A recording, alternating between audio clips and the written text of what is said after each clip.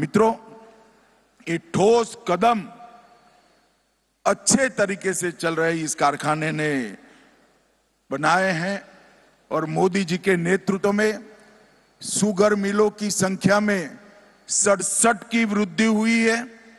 चीनी उत्पादन में 10 लाख मैट्रिक टन की बढ़ोतरी हुई है। डिस्टिलरी 2 गुना बढ़ी है। इथेनॉल की उत्पादन क्षमता 5 गुना बढ़ी है।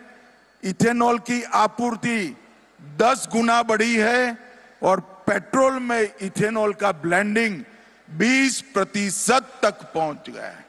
ये सभी बताता है कि मोदी जी के प्रधानमंत्री बनने के बाद हमारे कोऑपरेटिव शुगर क्षेत्र को कितना बड़ा फायदा मिला है।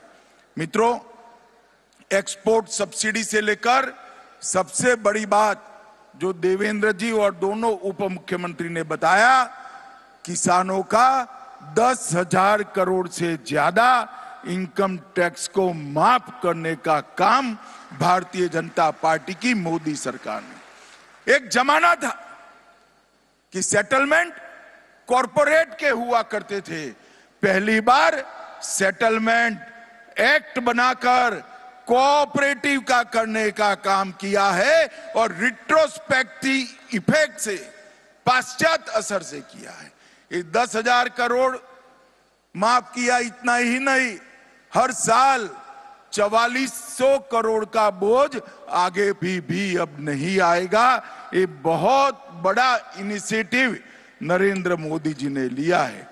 मित्रों, आज मैं यहां आया हूं तब सहकारिता शुगर कारखानों को, सारों को एक अपील करना चाहता हूं कि आपके इथेनॉल संयंत्र को मल्टी फीड इथेनॉल संयंत्र बनाएं। इसके अंदर सब्जियों का कचरा, मक्के से इथेनॉल बनाने की व्यवस्था और चावल से इथेनॉल बनाने की व्यवस्था भी आप कर सकते हैं। और ये बदलाव के लिए जो लोन चाहिए वो लोन एनसीडीसी भारत सरकार की संस्था उपलब्ध कराएगी।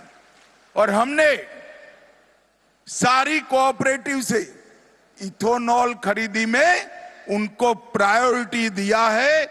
निजी कंपनी है तो इसका इथेनॉल बाद में लिया जाएगा, कोऑपरेटिव कंपनी है, कारखाना है तो इसका पहले लिया जाएगा।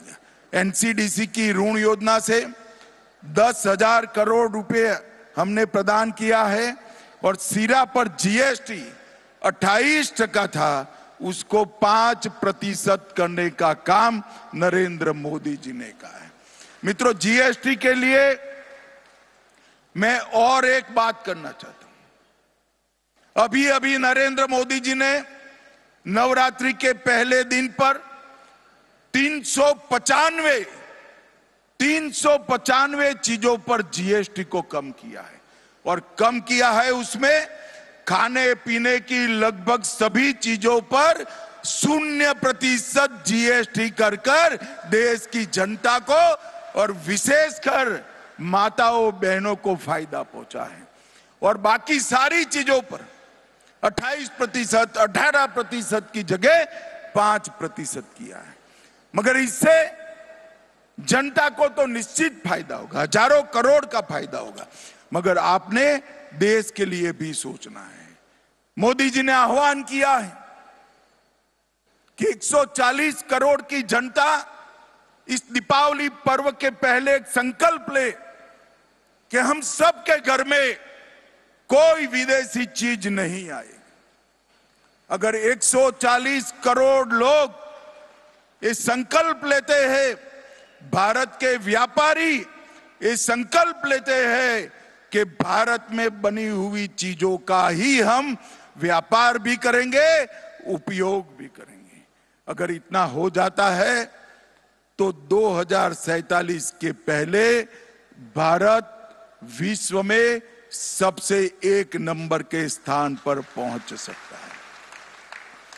पूरी दुनिया भर के लोगों को उत्पादन के लिए भारत में आना पड़ेगा, क्योंकि भारत के पास 140 करोड़ आबादी का मार्केट